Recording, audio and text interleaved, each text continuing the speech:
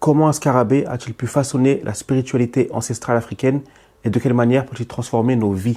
C'est ce qu'on va voir tout de suite. Tu es avec Ismo, bienvenue sur l'antenne.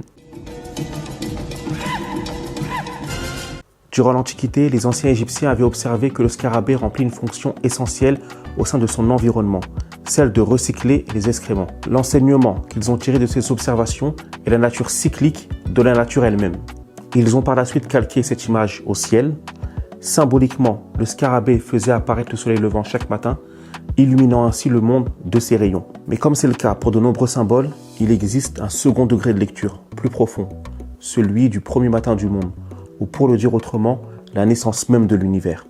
Pour ces raisons, le scarabée a été divinisé sous le nom de Keper, qu'on peut traduire par venir à l'existence, devenir ou se transformer. Aujourd'hui, cette dimension symbolique survit dans les spiritualités traditionnelles. C'est notamment le cas dans la société secrète et initiatique Bambara appelée Komo, où il est dit que la vie est rythmée par 3 signes faits de 3 croix, résumant les 3 cycles majeurs de la vie. La première croix renvoie à la naissance, celle au centre évoque l'accomplissement, la troisième et dernière représente le déclin. C'est cette dimension holistique qu'ont voulu valoriser les créateurs de la marque Nyama et qu'ils ont incarné dans leur logo. Actuellement, je porte le t-shirt Nsimba et Nzuzi, qui sont les noms qu'on donne aux jumeaux dans la tradition Congo. Concrètement, en quoi toute cette dimension symbolique peut être utile au quotidien?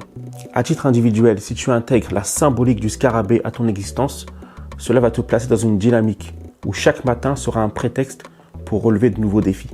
À l'échelle collective, c'est ce qu'on veut insuffler dans notre futur espace communautaire en faisant un terreau fertile où pourront germer tes projets. Mais plus largement, on ambitionne d'en faire un écosystème qui vise la réalisation de soi. Et rien n'incarne mieux que cette idée de transformation que le scarabée lui-même. C'est pourquoi nous œuvrons actuellement à la mise en place de tout un programme comprenant des initiations à différents domaines d'activité, des masterclass, du networking et bien d'autres choses encore. Donc reste à l'écoute car on commence dès 2025. Tu étais avec Ismo, à bientôt sur l'antenne.